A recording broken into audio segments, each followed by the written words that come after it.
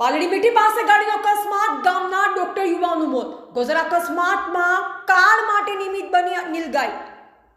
દિયોદર તાલુકાના પાલડી મીઠી ગામના ઉચ્ચ વ્યક્તિત્વ, ખૂબ જ માળું અને શાંત સ્વભાવ ધરાવતા ડોક્ટર જયદીપસિંહ ગંભીરસિંહ વાઘેલાનું મોડી રાત્રે માર્ગ અકસ્માતમાં નિધન થતા ગામના યુવા તબીબને ગુમાવતા સમગ્ર વિસ્તારમાં શોકનું મોજું ફરી વળ્યું હતું.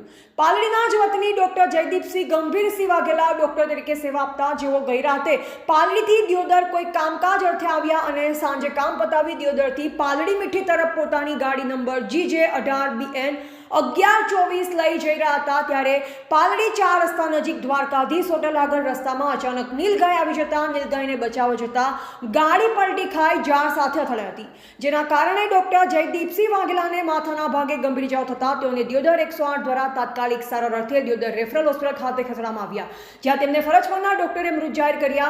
ડોક્ટર જયદીપસિંહ વાઘેલાનું અકસ્માતમાં મોત થતા સમગ્ર પાલડી વિસ્તારમાં શોકનું મોજું ફરી વળ્યું હતું. ભગવાન તેમની દિવ્ય આત્માને શાંતિ અર્પે અને પરિવાર પર આવેલ દુઃખ સહન કરવાની શક્તિ આપે તેવી પ્રાર્થના. બ્યુરો રિપોર્ટ, ક્ષત્રિય જ્યોત ન્યૂઝ, દિયોદર.